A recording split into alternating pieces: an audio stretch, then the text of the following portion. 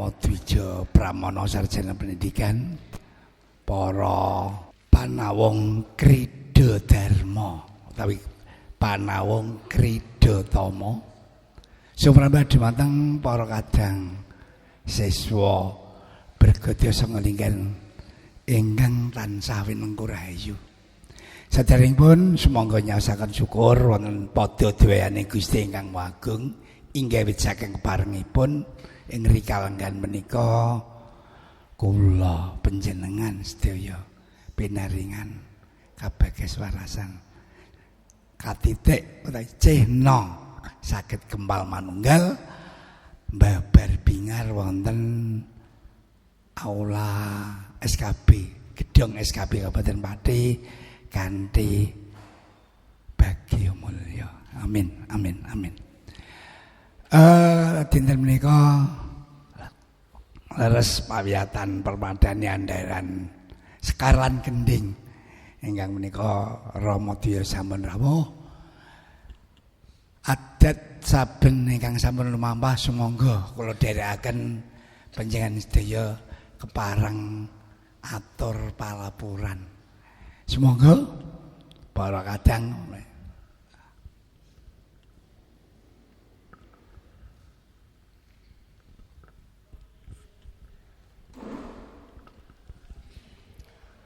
Assalamualaikum warahmatullahi wabarakatuh.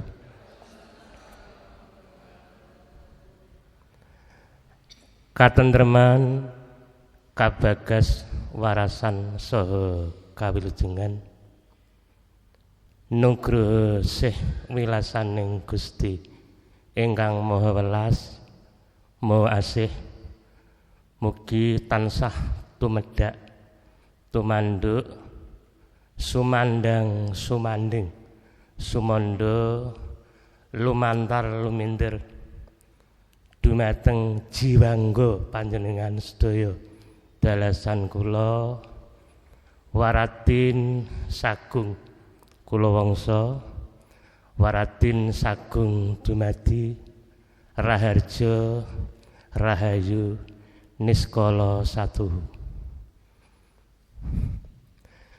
Panjenenganipun nun sewu dumateng Rama Dwija ingkang pana ing pamawas lebda ing pitutur ingkang tansah ngururi kabudayan Jawi ingkang tansah kula dalah panjenengan antu-antu atur pangandikan dalah pitutur luhuripun.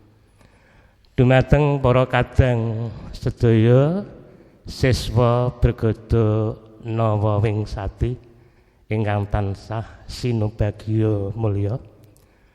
Saderengipun seserepan kaperwakan sumangga panjenengan kula aturi jumeneng saking papan palenggahan. Jumeneng panjenengan sedaya menika yekti pratandha bilih seserpan para kadang siswa sampun samapta ing diri. Pramila menika keparenga kula badhe atur palaporan.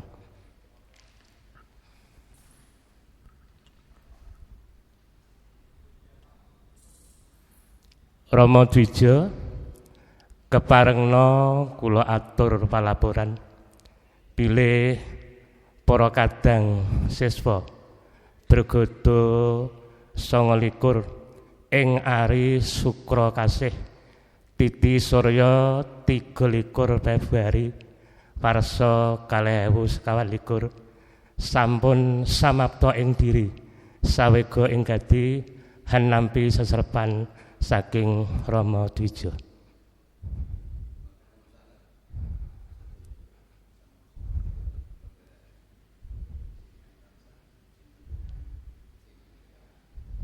Amin. Matur nuwun.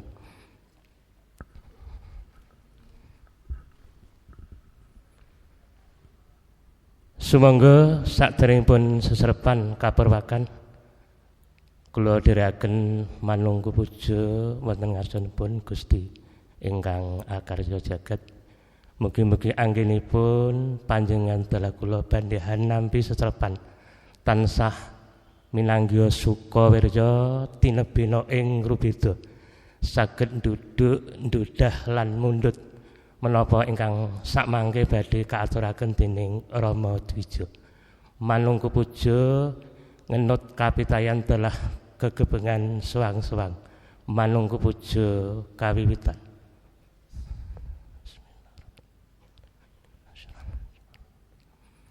Manungku puja purna.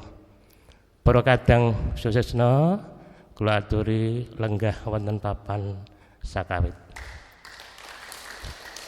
Kados mekaten ingkang saged kula aturaken minangka puput pepet pepuntaning atur wonten pepanggihan menika kula namung saged hangaturaken tumbas tumbar jinten wonten ing peken Sukalila kepanggih kalian kadang bagus Bapak Haji Sali ingkang mijil saking tlatah Kitha Jepara.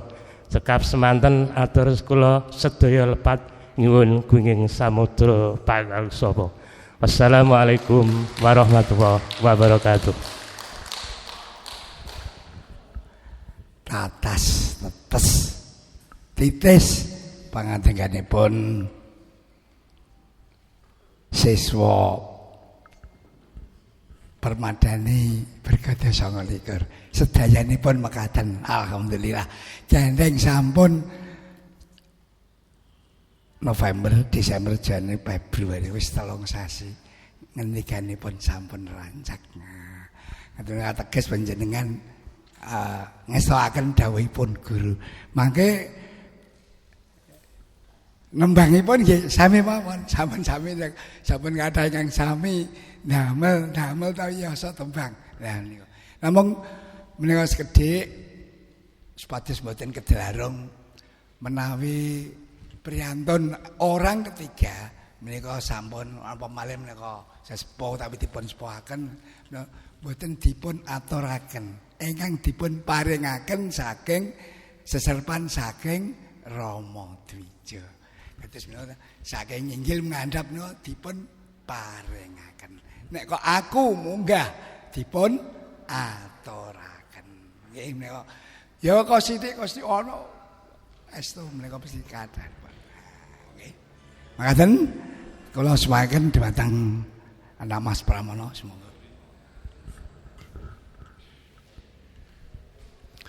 Matur nuwun Rama Eyang Mbati wekdal ingkang kaparingaken saestu satunggaling kabingan kula saged pepanggihan malih. Nuwun. Assalamualaikum warahmatullahi wabarakatuh. Shalom, Om Swastiastu, Namo Buddhaya. Para kadang kinasih sampun kapang kula pribadi menika kapang sangat dumateng panjenengan. Kapang kangen. Ide. Awit cantawis wekdal kula mboten sowan mriki nanging kula asring ningali lampah panjenengan ing pawiyatan. Nggih. Kula nggih sinau saking para dwija. Pramila ing bab menika kula badhe matur wonten panjenengan kados ingkang kula aturaken. Tos pundi pawartos ndika rak tansah sami mangge pasuki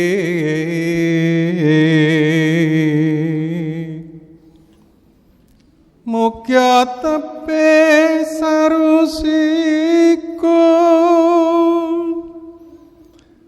tansah antuk nugroho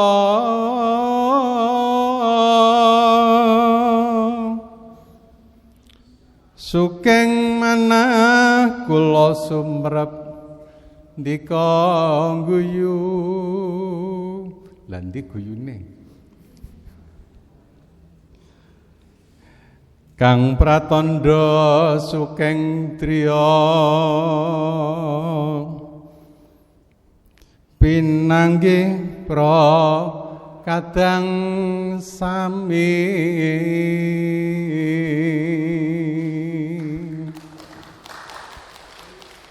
lah sakmenika kula rak pitaken kula atur rawuh panjenengan lah sakmenika kula nggih kepengin wangsulan panjenengan dos pundi monggo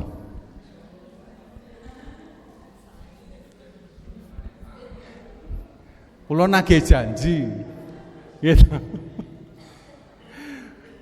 kalau mangsanipun menawi kula janji menika mboten supe nggih senajan ingkang kula janjeni sok supe mung kula mboten supe lan kula ugi marem dene wonten kadang ingkang dicara pambuka menika wonten ingkang nyekar panggur sinten menawi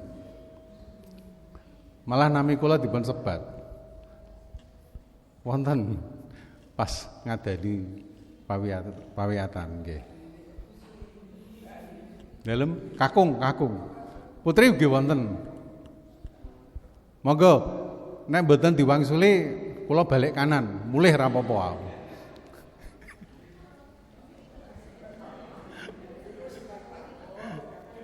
Lah niku panggur.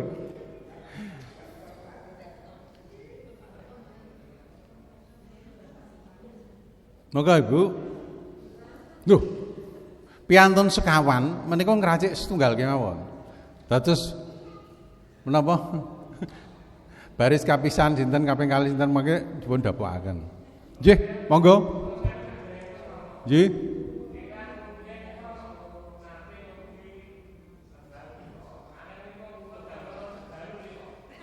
Nggih.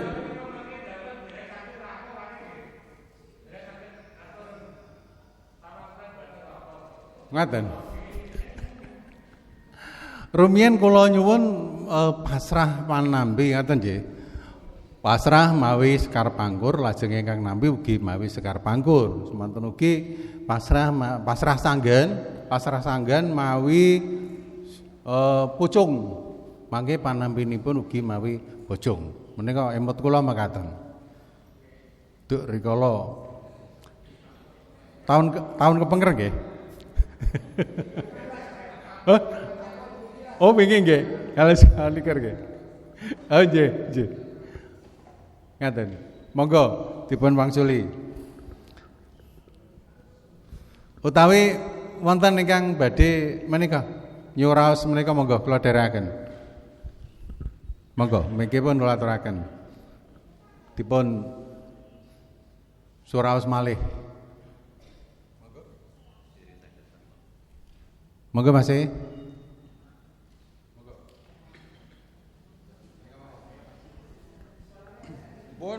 Kula mboten mawang swanten. Sing penting panjere.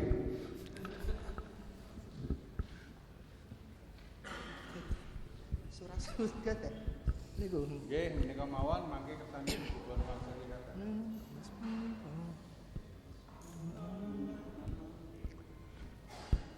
Dos pundi pawartos ndika rak tansah sami amanggih basuki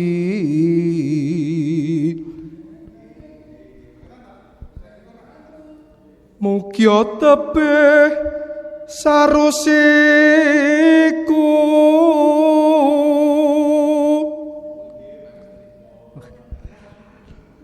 tansah antuk nugroho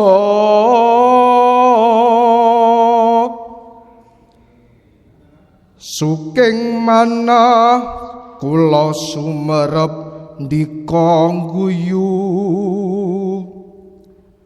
kang pratandha suking driya pinanggih prakadang sami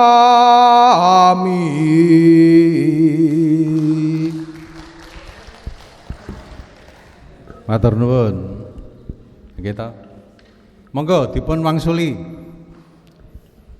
Sinten ingkang badhe suka wangsulan? Menika biasanipun minggahipun palaran ngeten. Nggih Mas. Keparat turat moko tung tung tung tak ndelak ngoten nggih. Monggo ingkang sampun.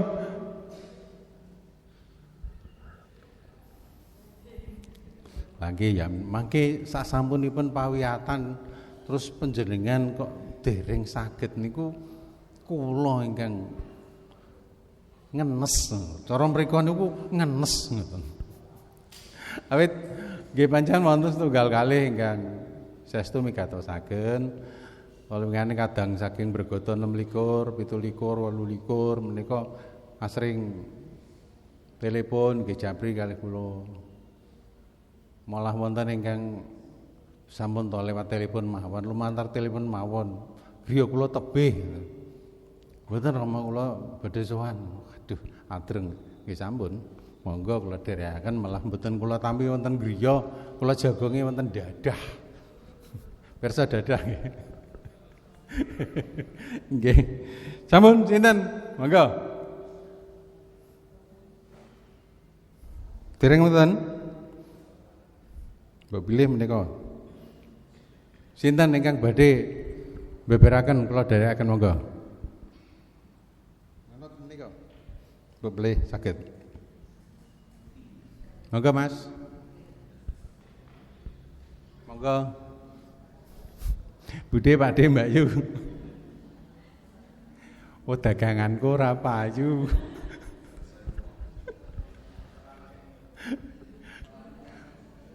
Lah napa nggih kula ingkang nyuwun pirsa nek kula wangsuli piyambak niku rak nggih mboten trep to. Iki rak padha karo dalang. Omong-omong dhewe wangsul-wangsuli dhewe. Ning bayarane ditumung berah. Monggo ingkang wingking. Nika mirah menika. Mangke menawi sampun pun tampi partisara nika mengke awis. Monggo panjenengan. Dun saged.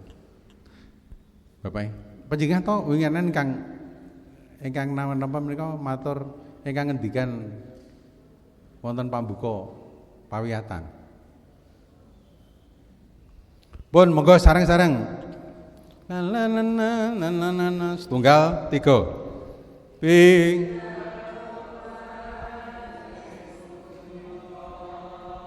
Wah, kurang semangat.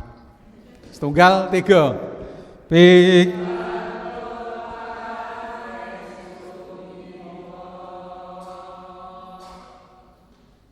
Sowan sastu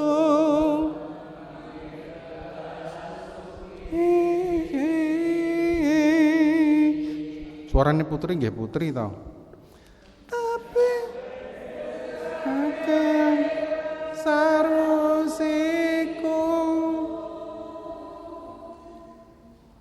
kinanten kung nugraha maka tentang bapa mugia rahayu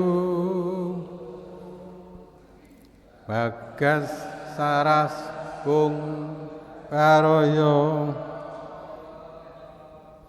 kepareng ing ngarseng Gusti. Nah menika tegesipun donga dinama. Ngaten to? Lah nggih, cocok. Sekeca. Monggo. Sinten monggo? Ayo lho. Lah dikangeni kaya ngene sing dikangeni njur adem wae terus piye? Wah ngoyo-ngoyo lho, kula saking griyane wae tabuh 11. Nggih, malah Jawa. Monggo, lah ngeten rak cayek. Klentu mboten menawa nek wonten mriki. Nuwun sewu badhe nyobi. Bismillahirrahmanirrahim. pikantuk pangestu ndika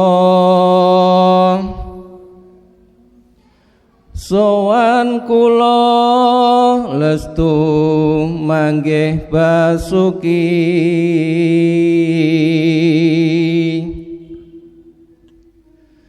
tebih saking sarusiku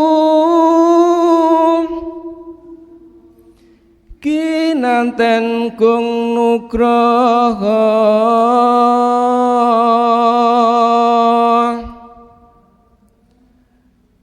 makaten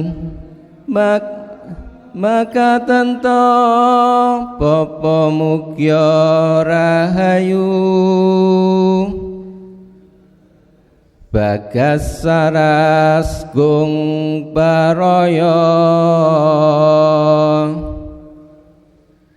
kapareng ing ngarsing Gusti.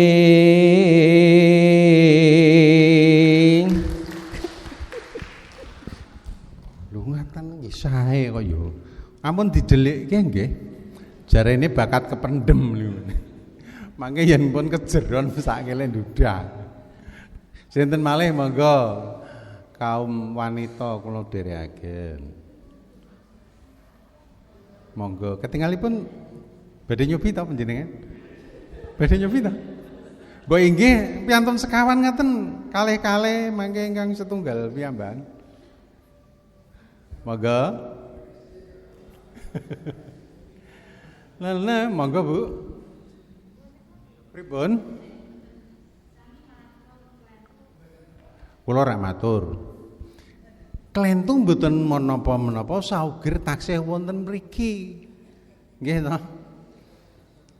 Mangke yen sampun wonten bebrayan, nggih klentu lah menika ingkang keliling semi. Yen panjenengan klentu wonten mriki tanggal jawab kula. Nggih, nek klentune wonten mrika kula sampun angkat tangan nggih, Mbah.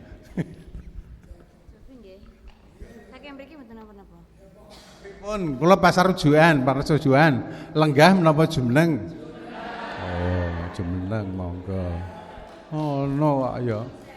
Nggih. Bon, monggo.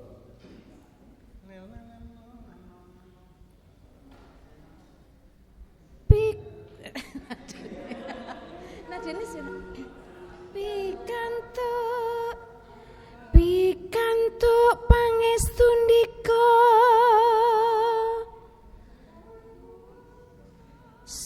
sowan kula saestu mangging Basuki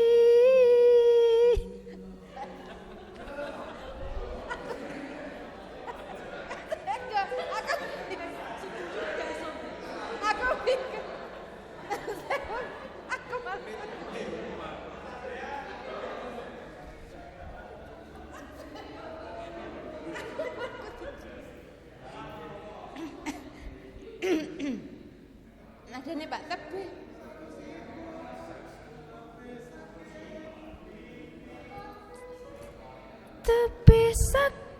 tebih saking sarusiku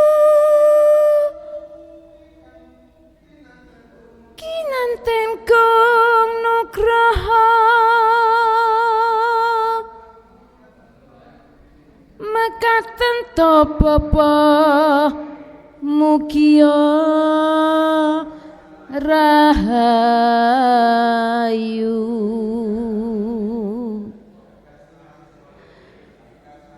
Bagas waras gung baraya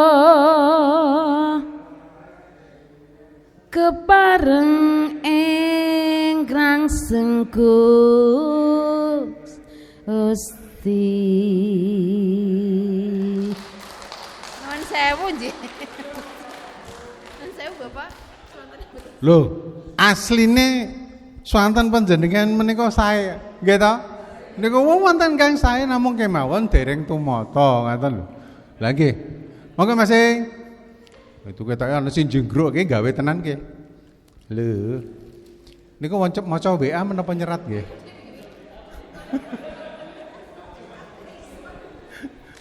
Oke.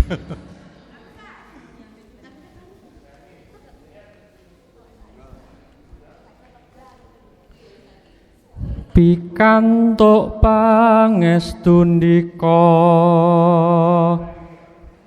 sowan kula sestu manggih Basuki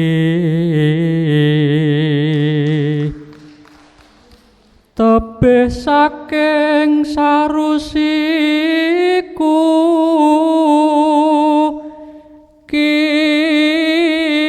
kinanten gung nugroho mekaten ta Bapa mugya rahayu Bagas Saras Gung Baraya keparing ing ngarseng Gusti.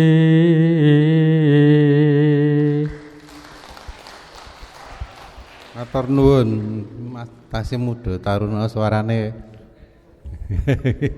Saged nyuwanten putri mboten? Mas? Mboten. Nggih. Dados monggo dipun sarwe mbok bilih wonten guru lagu guru wilanganipun ingkang kirang pas. Mangke paring dawuh. Ngaten, nggih. Monggo sesarengan sepisan malih sareng-sareng. Oke, monggo. Nggih, mangsuli monggo. Lah mriki mawon. Waduh. Lah niki lho sing kula arep-arepan mriki to. Dadi kangenku niku ana tambane. 45 km ora sulaya. Monggo. Nuwun sewu Bapak Dwija ugi para kadang sutresna badhe mangsuli napa ingkang wau dipun dawuhaken saking Bapak Dwija. Pangestunipun paduka rahayu Bagas kuwarasan sami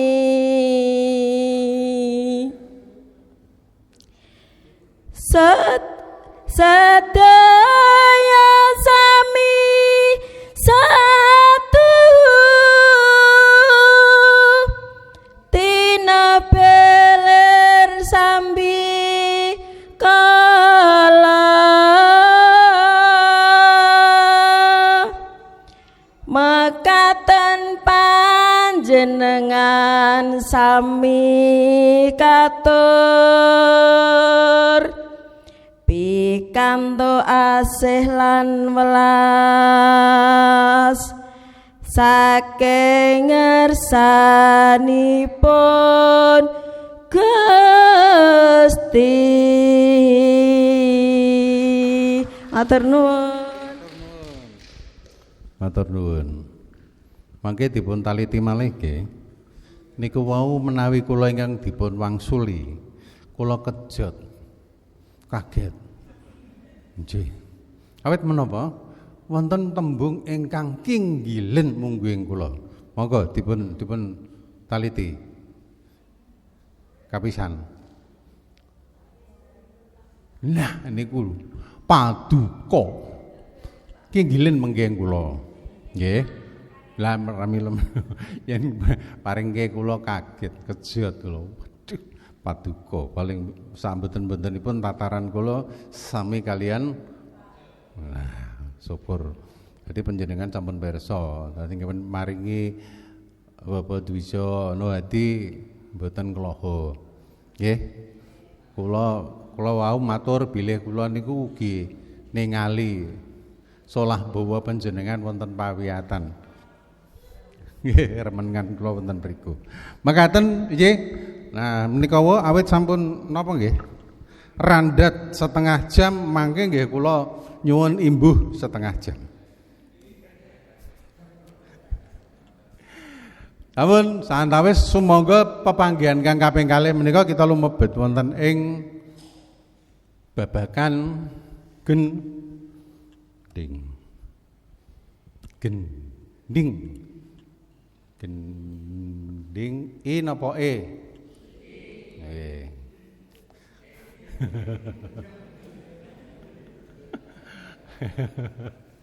kadang kula ingkang wingking menika remenanipun gendeng asmara.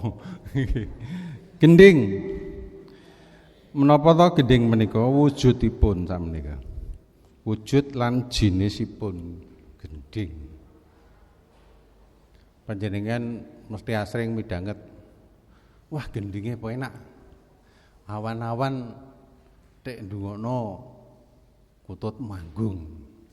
Bar maem silir-silir kutut manggung. Semende langsung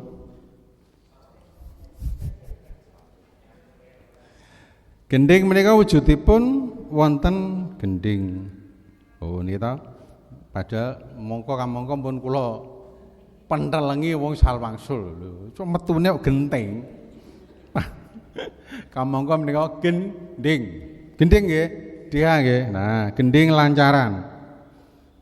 Lajeng gending ladrang, gending ketawang, langgam, jineman. Lancaran. Asring panjenengan midhanget nanging mbok bilih dereng pirsa. Endi kuwi lancaran, endi kuwi ladrang, endi kuwi napa? Ketawang, nggih, langgam, nek langgam ngoten nggih, sekedhik-sekedhik mesti sampun oh kuwi langgam. Contone langgam napa? Nyidam sari menapa meleh resepsi uyung lah menika. Yen jineman mangke. Monggo. Gending-gending menika wujudipun menika sangertos kula dene mangke wonten tambahan malih sak menika kathah ingkang sinebat gagrak. Nanging mboten kula tulis. Gagrak. Nggih.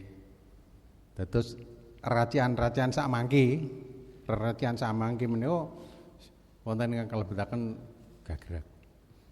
Paminipun praon. Nah, menika gagrak. Nanging iramanipun lancaran. Nggih. Gagrak ning iramanipun lancaran. Titikanipun gending lancaran. Menika wonten titikanipun. Panjenengan yen mestani kula mesti wonten titikanipun. Pisan napa sing panjenengan titosi kula. Jenenge Pramono iku wonge siji. Sing dadi titikan biasane napa? Bringos. Kula nggih gumun wong padha-padha duwe bringos ya anggere kan aku titikane kok bringos. Lah nika titikanipun gending lancaran saben sagongan dumados saking 3 utawi sekawan kempul utawi kempulan. Kempul mboten kempul nggih. Kempul, pirsa kempul sing digantungno gedhi-gedhi niku. Gedhe pol terus nganti tanggung niku kempul. Nggih. Dados saben sagongan dumados saking 3 utawi sekawan kempulan. Gung tu gung tu gung tu gem. Nggih. King menapa kok 3 utawi sekawan? Kala mangsanipun wonten ingkang kempul ingkang boten ditabuh sak sampunipun gong. Menika kempul dipun lumpati. Nanging ugi wonten ingkang dipun tabuh. Pramila kula matur mekaten. Lajeng saben sagongan dumados saking sekawan kenongan. Kenong barange nek dituthuk dadi kenongan, mboten kentongan. Suarane pripun? Sing gampang angger bak doduk niku bak doduk mesti to, ngoten ta? Lah menika kenong. Nanging wonten basa tlatah kula, kenong niku kenging. Pak Suwawat kenong moah, kenong. Kenong dadi kenong. Dados saben sagongan dumados saking sekawan kenongan. Saben sagongan dumados saking 8 kethuk. Suwantene kethuk pirsa nggih. Pripun suwantene kethuk? Pripun Bu? Sing tuk niku lho. Pak niku lho Bu, es krim sing mubeng niku lho Bu. Nggih. Jarum ngaten. Gending lancaran, ingkang kalebet gending lancaran menika. Gending dolanan. Dolanan menika kathahipun iramanipun lancaran. Duk to dukung, duk to dukung, duk to dukung, lan niku lancaran. Kados wau. Kupu kuwi. Ilir-ilir. Lan kathah sanesipun.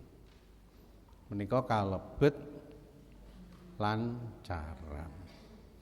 Yen wonten seratan limrahipun kaserat LCR. Yen lancaran LCR. Lancaran napa? Slendro manyura. Slendro padet, slendro napa? Songo. Terus SL MYR menika manyura, nggih. Menawi pelok ugi sami. Pelok 6. PL gangsal. PL BR barang. Nggih. Menika tuladhanipun dados ingkang kalebet lancaran ingkang dipun titosi kethuk kenongipun kerep. Lah menika kala wau kethuk kenongipun saged titosan, lah menika lajeng gagrak wonten praon dina kamardikan. Imut nggih, dina kamardikan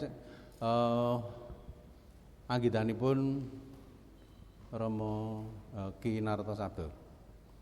Pilukae benderane kumlebet ngawe-awe abang putih sang duwe warna iku lambang sejatine. Imut nggih, mangke dipun padosi. Menika Manyar Sewu.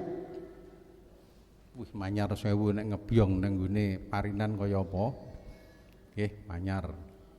Menika dinten kamardikan lan sanes-sanesipun ingkang lumebet wonten titosan menika wau. Mangke patuladhanipun kula aturaken. Lajeng ugi gending ketawang lan ladrang. Titikanipun gending ketawang menika saben sagongan dumados saking kalih kenongan setunggal kempul utawi kempulan. Lajeng gong menika saben sagongan dumados 3 kethuk.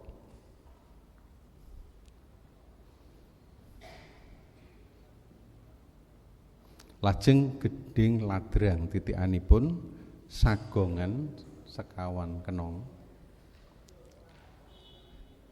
Saben sagongan 8 kethuk. Saben sagongan 3 utawi sekawan kempul.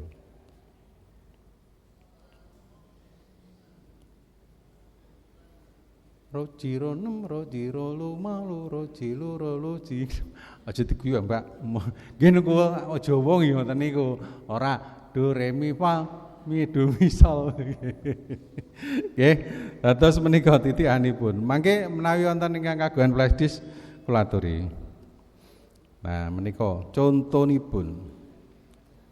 Oh. Dados ladrang, gending ladrang kados to Asmaradana.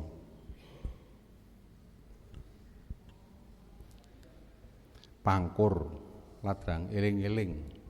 Buga sampir kuwathah sanget.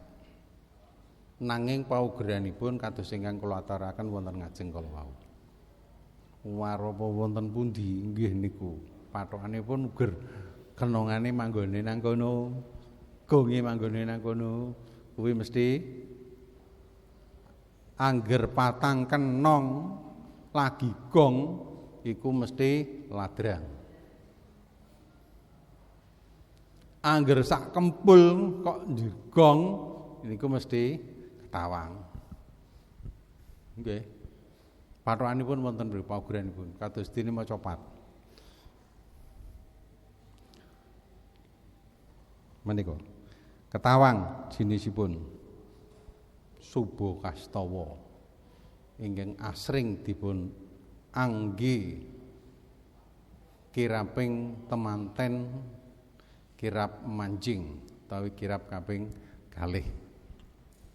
Sampun kaparingaken nggih? Dereng. Kirap manten dereng. Nggih, mangke dipun padosi.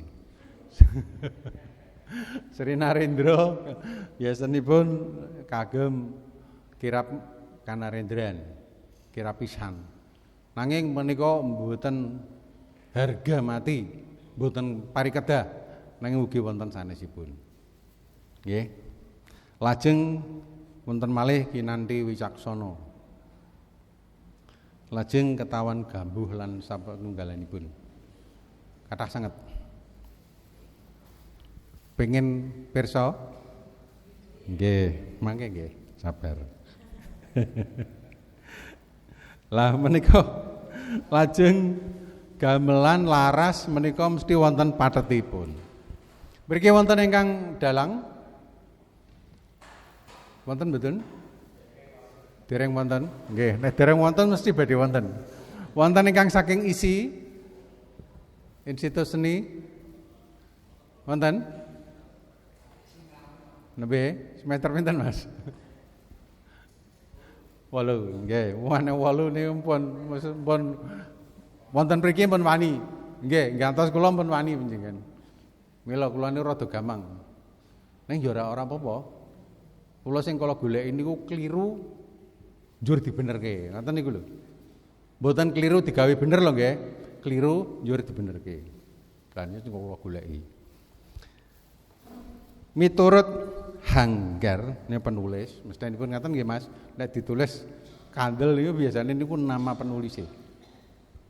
Pathet inggih menika papan swanten wonten ing seni karawitan.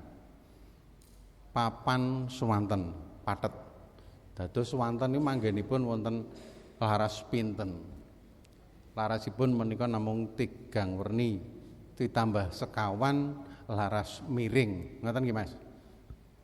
Laras miring kita-kita ngoten. Muga-muga sing nembang ora miring lungguhe mboten napa.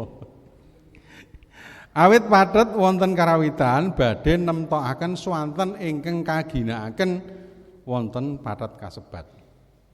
Dados wonten seni karawitan menika badhe nemtokaken swanten ingkang badhe kababar. Contonipun pathet 6 papan wonten swanten andhap pathet 9, mapan wonten swanten tengah lajeng manyura menika mapan wonten swanten inggil. Panjenengan saged mestani kanthi gamblang menawi panjenengan kersa mirsani ringgit. Ringgit purwa. Ringgit menika nggih wayang. Menika larasipun pathetipun dipun perang. Estrum sampun dipun perang. Duri kala suwau dereng jaman menika pathetan menika paten. Yen soren ngantos tengah dalu menika pathetanipun kedah 6. Kedah 6. Menawi gending napa nggih kedah wonten pathet 6. Mboten kados sakmenika. Sakmenika nembe nggih pathet 6 lajeng wonten suwunan. Manggone wonten ing pathet 9 ya diladeni gitu. Ugi mangken sampun tabuh 12 tengah dalu menika mapan wonten ing pathet 9. Suarane wis rada glorok sithik niku wis semangat ngaten terus munggah sithik. Pun ngaten antawis tabuh 3 mapan wonten ing laras wonten pathet manyura. Biasanya pun suwa nyuwara sedaya mlengking-mlengking kuat. Ngaten.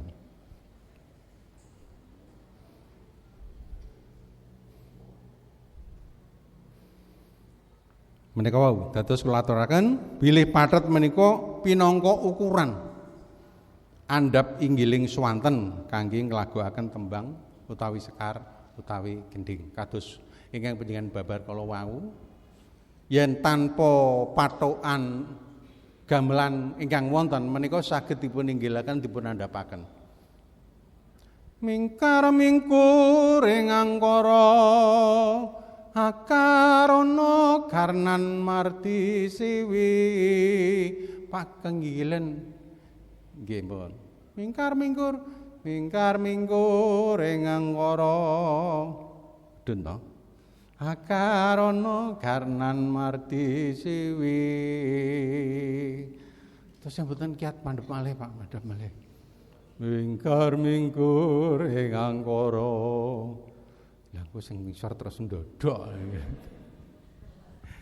Nanging yen sampun mawi gamelan nggih paten. Yen mboten mangke nggih singklar. Gamelane ngono kok sing nembang ngono. Bocah. Lho kat pundi niku? Bocah. Juara. Bocah. Nggih, dados ukuran kangge andhap inggiling swanten wonten lalagon tawi tembang tawi sekar. Menika pathetan. Pramila wonten pagelaran ringgit utawi ketoprak gamelan ingkang boten nate mendel menika napa? Gender. Gender niku boten nate mendel. Awit napa?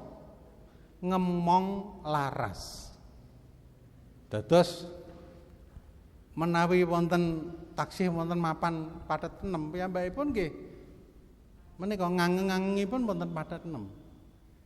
Supados dalangipun menawi badhe mendhet ada-ada gitu.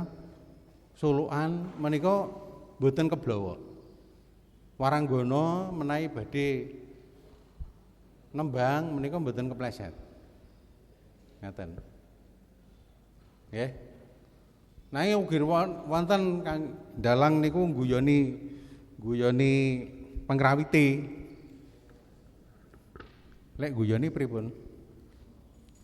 Wonten tengah dalu sing dipendhet niku laras sanga slindru bareng wis sapocapan dienggokke wonten pelok niku gawe guyon panjak gender awit napa wone madheng mriku terus ditarik pelok piyambakipun mingser kedah mriki madhepe gender pelok mangke digarap melih balekke nyang slindru meneh saking gregetene tutuke disebalangke dalange gitu. Sinten ingkang saged pathetan songo ayo saka isi tak jejel pathetan songo Mas monggo sang daya dalu arah sabiar kang lintang kumedap monggo kurang dhuwur nek sang saya dalu arah sabiar kang lintang kumedap slendro te sonyo tengah wengi wonten belok terus nembe niki wonten terus digeser bokonge oh kareng janing putihan nira oh sang tijo ya gue gendeng dalang iku nggih ngaten mila dados dalang ingkang ngertos ingkang dados mboten dipun garap panjake ngaten nggih. Lah menika ukuran andhap inggiling swanten kangge lagoaken. Kados ingkang kula aturaken monggo saenika dipun cobi. Ana kotak ladrang iki ning ndi to? Monggo mangke kula padosani. Mugi-mugi mawon mboten ical.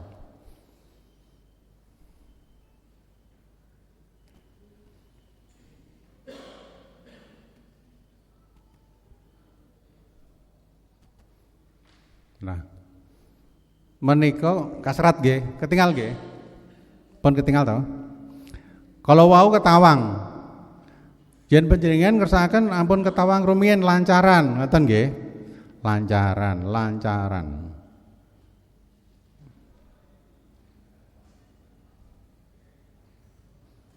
Kula padosaken lancaran.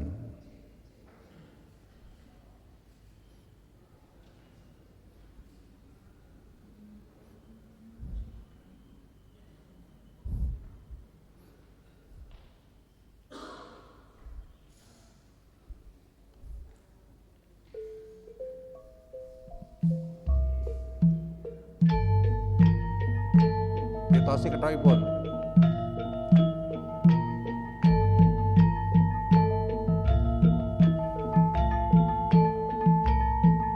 Gong.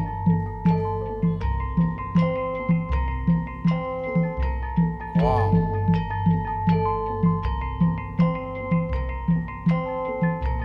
Gong.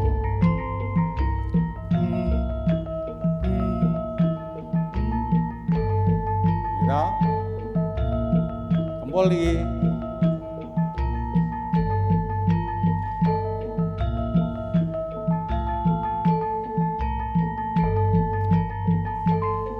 Nah, menika titikanipun lancaran. Nggih. Kethuke kerep du du. Wah, aku nek ana kerawitan, aku bagian kethok wae, gampang. Gitu. Gampang dilalah kesleo. Barengi kempul. Nggih, kancane iso bingung. Kethok menika paring wirama. Ketingalipun sepele. Nggih. Piyambakipun miramani kedajek. Kethuke kepleset. Kancane bingung. Nggih. Menika ketawang. Asring kagem menawi wonten manten kakung tedak. Ngoten to? Nggih. Lah menika mangke panjenengan. Dados pepanggihan kaping 3 mangke rantaman kula ngeracik gending resepsi jangkep. Dados mangke sinten ingkang pambiwara mbuka adicara lajeng mangke panyandran nyandra manten putri tedak mangke nyandra temanten kakung rawuh ya mangke wonten panggih ngantos dumugi sungkeman ngantos kirap mangke kula racakaken nuwun sewu nggih krana kathah bab gending bebile menapa Bapak Suyata Bapak Pras menika benten menawi mana nganten manjing yo kudune Sekar Tejo nggih mangke dak sak Jawa Tengah Sekar Tejo kabeh monggo kudu ora kudu ngono kan ngoten to terus mangke jumbuhipun kados menapa lah menika mangke kula aturaken menika pun napa ketawang ya nggih lajeng kula aturaken meleh yen menika jinisipun menapa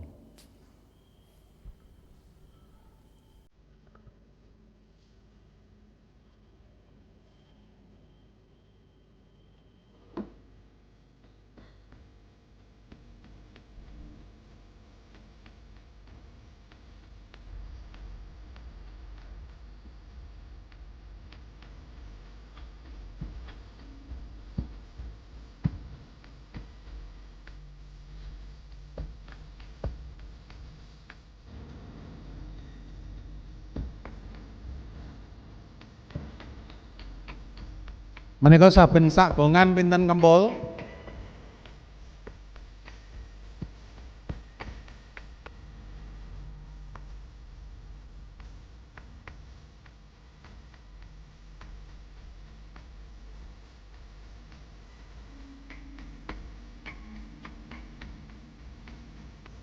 sinten ingkang badhe beksa monggo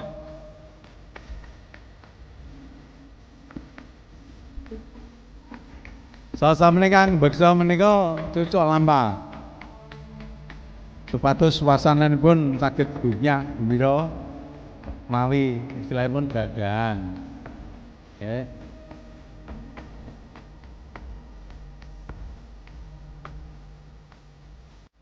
menapa menika kalebet lancaran kethuke kerep kempule 3 kenonge 4 ngoten ta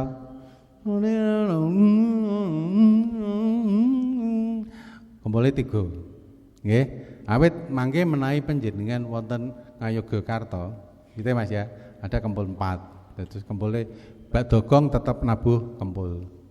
Nanging gagrag Surakarta badogong kempul ingkang kapisanan mboten dipun tabuh. Awit menapa mbok bilih menika suwanten gongipun menika taksih ngerangin dados supados mboten tumbukan. Menika wonten lah wau kula aturaken kinanthi wicaksana.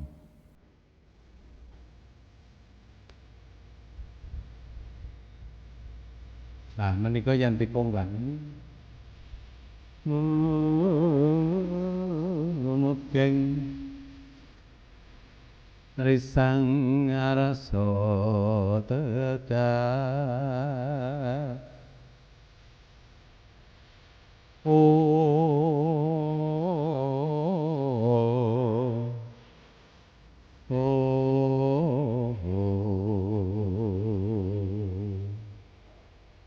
Odo-odo juga.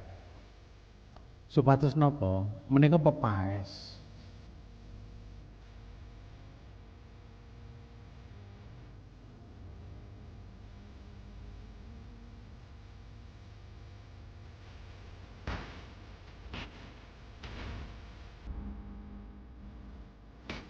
Ya. Acel. Ini kamu di. Oh.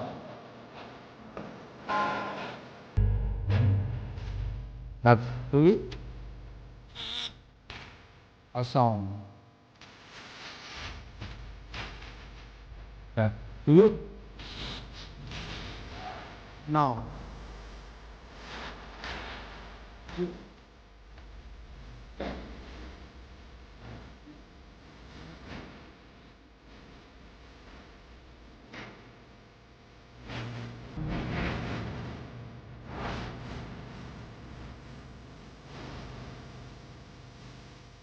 Kamyak paring pangti busana ya sasana busana. Ana tejo angkang wusek pitejane risang pemandan putri kang saking tepas wangi. Genagare dening pun bapa ibu arsa ngandhing sasana piya damar asri.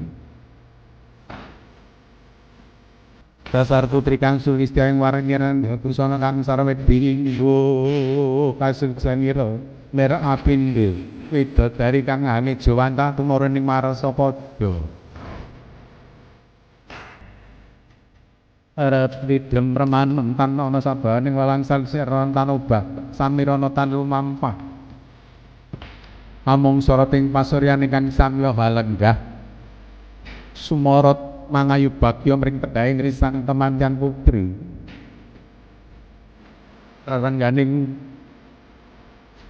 sarira pindha rengganing Sri Prameswari Nata.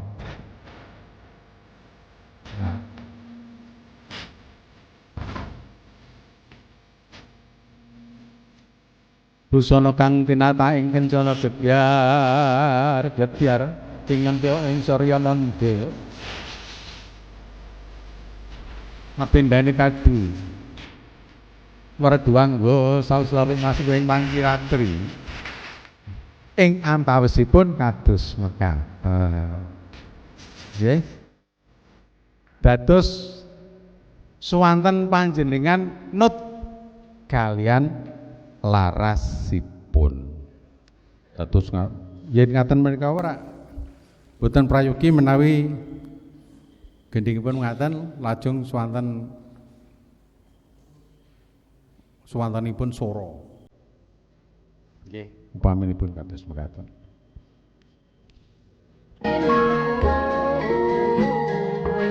Pamenika tawanane risang temandan putri kang wijil saking tepas wangi. Ana semangat iki. Pinyayangane dening pun bapa ibu, lonan anggone lumaku. Membat madya lumingganging warih tedhaing Sri Panganten Putri. Weseng kang jiwat ngijil saking lambene. Rak mboten jumbuh. Inggih awet saking amplopipun kandel sampun dipun tampi, lajeng semangat. Semangatipun ngantos kelantur. Nggih. Prayogi mungkin kula namung samadya kemawon ingkang wigati ingkang sami rawuh menika sampun midhanget. Sora menika mapan. Nggih, ulem ugi mapan. Tegesipun swanten menika ulem sauger makaten. Sora menawita makaten. Menika wau ketawang. Sak menika ingkang kula aturaken malih pamenipun ladriyangipun. Apa nggih? Buka sampir. Monggo.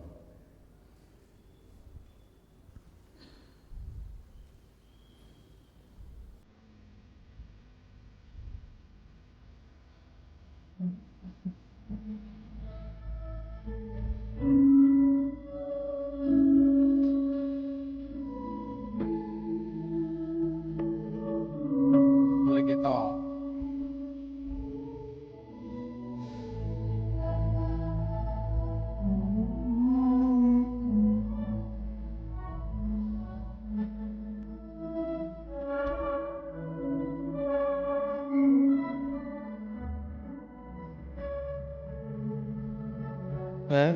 Perang iya sesang patrono sampai canding tanoko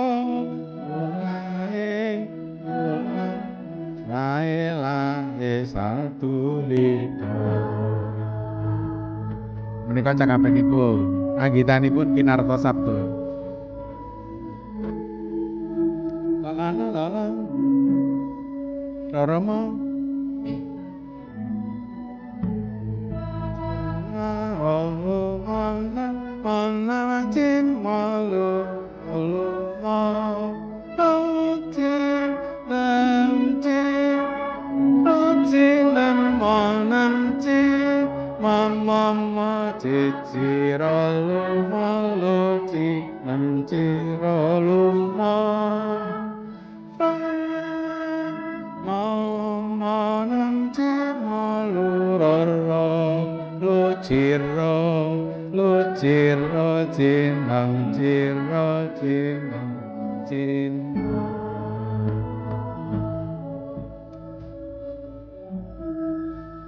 menika minggah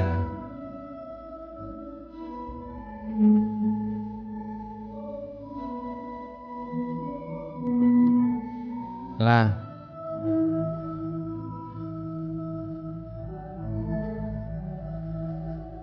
yen panjenengan nglamunaken menawi wonten pringgitan, wonten pringgit Menika ora laganipun rak Ponokawan medal.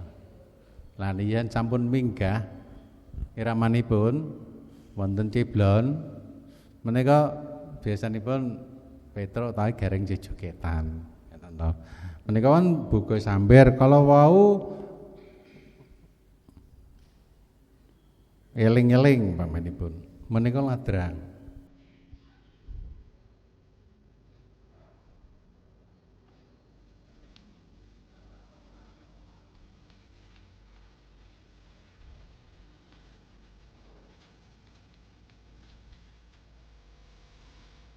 Menika laras kula napa?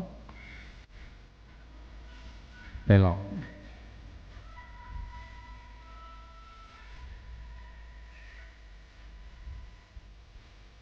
Tetep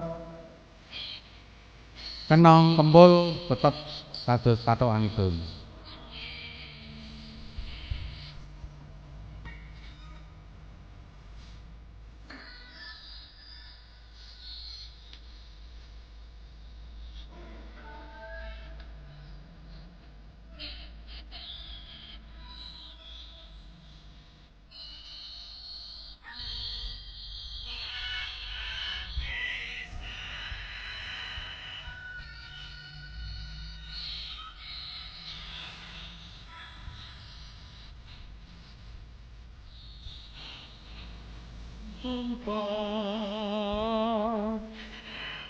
Ingkang nembangaken sak saderengipun waranggana menika sinebat napa? Girong. Nggih, girong. Dados tembang ingkang kabeber saderengipun waranggana menika sinebat girong.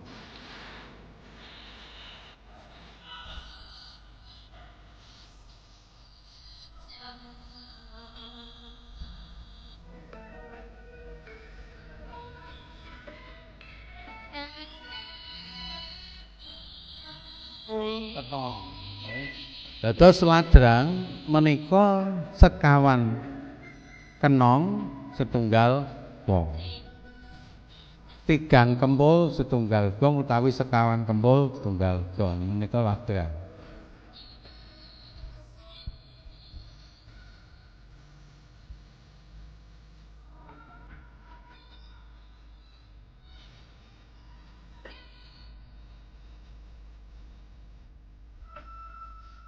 Makatan nggih.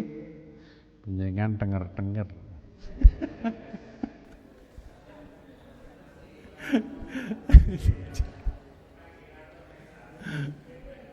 Lah menika mangke ayan panjenengan ingkang pepanggihan pungkasan mangke mekaten kala wau. Dados kula racikaken gendhengipun sak pahargyan lajeng mangke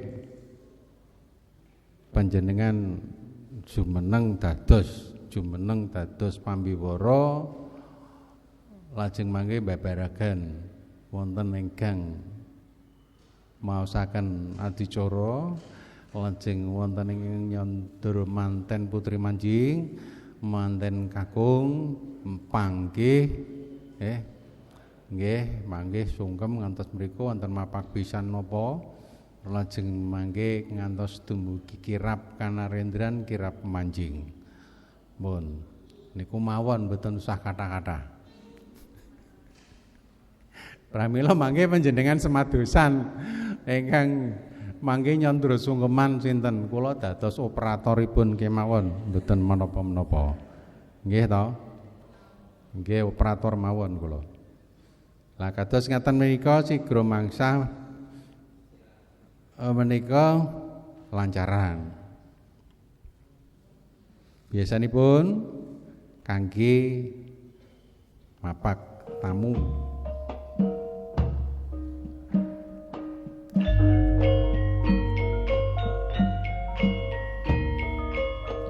Saderengipun tamu rawuh panjenengan sampun rawuh to. Pambiwara menika repote wonten mriku. Tamu dereng rawuh, pambiwara kedah sampun samapta. Sedahan tabuh sanga lajeng pambiwara rawuhipun tabuh paling boten tabuh 8. Pun sacet-sacet busana nenggo tamu menggo mantenipun rampung anggenipun riasan nggih to. Dasare juru riase rada lelet, pirsa lelet nggih. Sedahan ingkang tamu sedahan sampun rawuh jam tabuh 9 sampun dalindir. Pripun sampun dereng sekedap malih Pak. Sekedap malih gawe alis keliru. Nah, kangge ngawekani babagan menika supados tamu ingkang sami rawuh mboten napa nggih raos ngelangut lajeng panjenengan pariki menika. Biyen saderengipun wonten orjin ngoten niku nggih ngaten menika. Awit pasugatan yang paringaken menika ngaturaken menika beksa. Lah menika wau kula aturaken manyar sewu.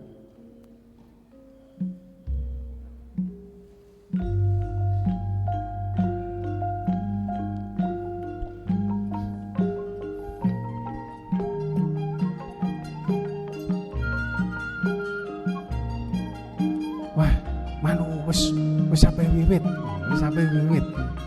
Ya uger kapireng ngaten menika tamu sedahan tanggi tepalih menika biasanipun wis anu. Terus kangge nika gigah semangatipun. Monggo kita namung jejebak. Tinimbang kosongan kados bakso nggih. Dipun sedahi menika lancaran rumiyin kaping kalih kaping 3. Lajeng nembe babaraken adicaranipun. Ngaten nggih. Pripun sarujuk? Wonten ingkang ngasta flashdisk mboten? Mangke saking panitia nggih. Mangke kula aturi. Kula niku sok blogok. Nggih, mboten ngenten kula empet-empet mboten.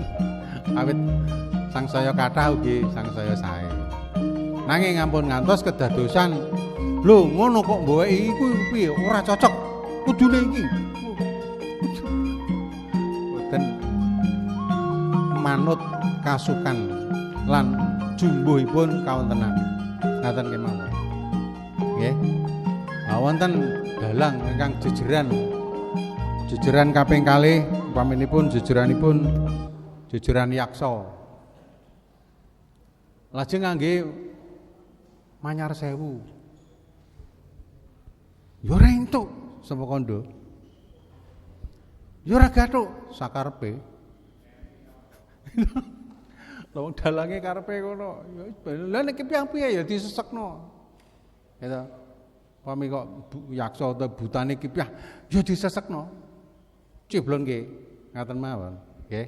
Dados menika gending pingara pinangka pangkrenggo. Wonten ingkang mundhut pirsa, monggo kula dherekaken. Babagan menika. Nggih.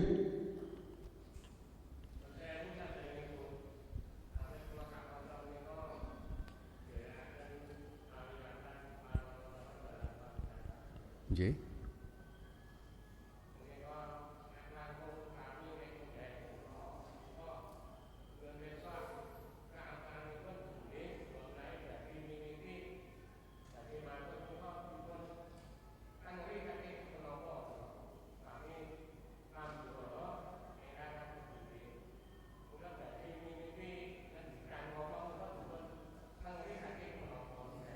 Giningipun ngaten. Menawi badhe miwiti micara menika katengeran saking menapa ngaten nggih. Gong menapa kenong menapa kempul ngaten nggih.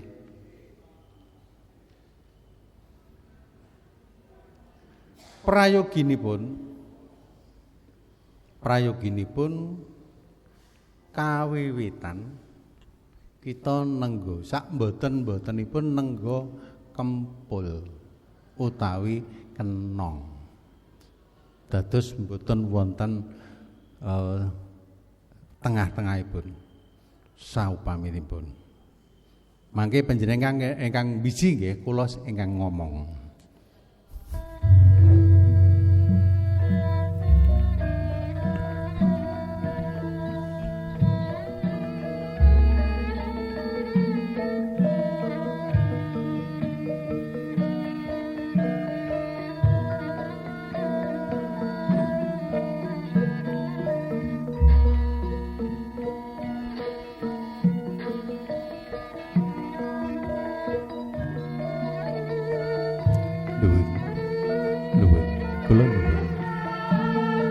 Assalamualaikum warahmatullahi wabarakatuh. Semoga kita sami tansah mujahaken puja-puji wonten ngarsa dalan Gusti ingkang Maha Suci. Ingkang tansah babar nugroho rumentah dumateng kita sami. Mriku nggih. Terus malih kula wangsuli.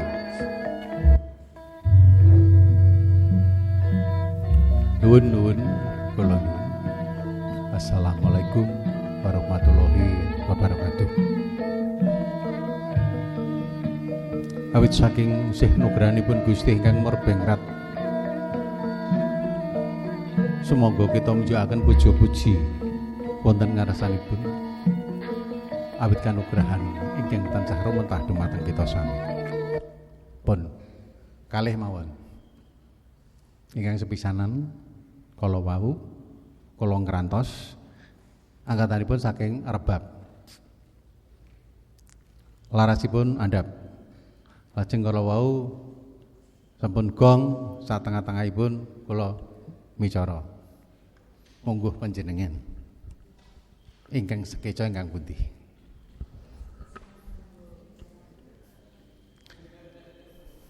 malih tak kula tuladani malih.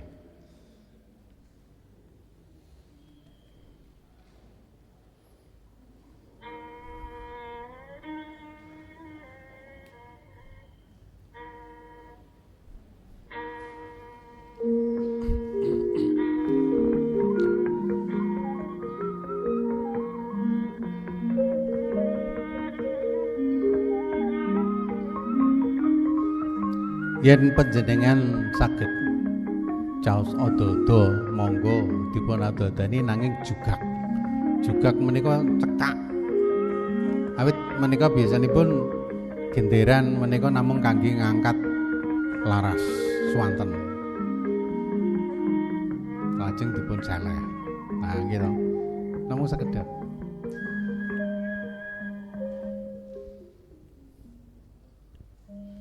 Menika gendhingipun ketawang mijil kedempel dipun bawani.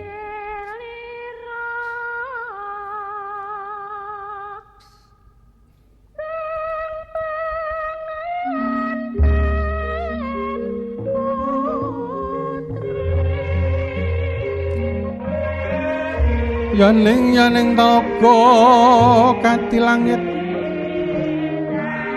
Mambang tepas wulan upamaneka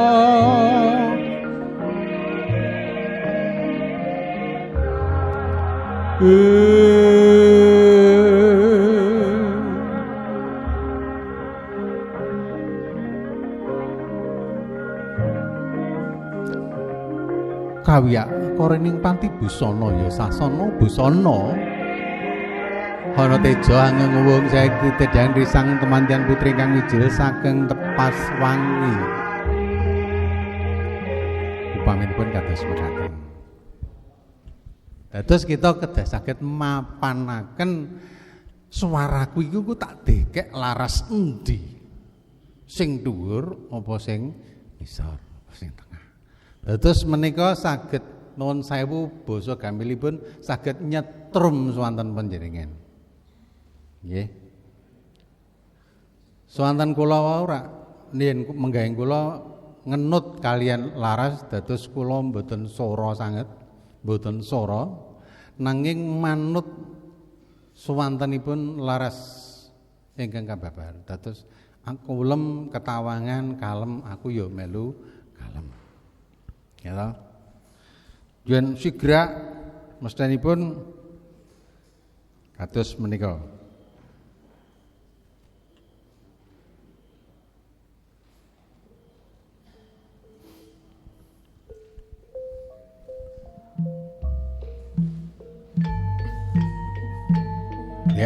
Ya, rame gumuruh. Oleh sang tementen kakung jengkar saking Wisma Palerman. Saking Wisma Prangkratunan Binayang Karimanjing ing sasana pawiwahan. Kalian ngeten. Lah menika to warnanira risang temanten kakung ingkang mijil saking Wisma Pangrantunan. Satriyaning manten kakung gagah pideksa sekti mahambara bebasan tan tedas papak paluning pandi sisaning gurindo tan tedas benten kalian lah menika to warnanira risang temanten kakung dasar satriya bagus ing rupa sekti mahambara bebasan tan tedas papak paluning pandhe sisaning gurindo krana iramanipun rancak. Tan patut menawi kula kok anggen kula matur menika napa ulem ngeten to alon-alon lambat. Nah, dados mangke saged jumbuhaken, mangke saged gladen. Dados sisan mawon mangke kula reketek-reketek ngeten mawon nggih. Menika mangke sumene rumiyin badhe sumene monggo panjenengan mangke ngrantam. Panjenengan mangke kula jak tetembangan kersa. Awit pambiwara menika sak mboten-mbotenipun kedah saged. Nggih, mboten namung prayogi ning kedah saged. Umpaminipun wonten wekdal kosongan. Lajeng panjenengan babar sinom nyamat umpaminipun. Lajeng panjenengan mangkur umpaminipun. Nggih.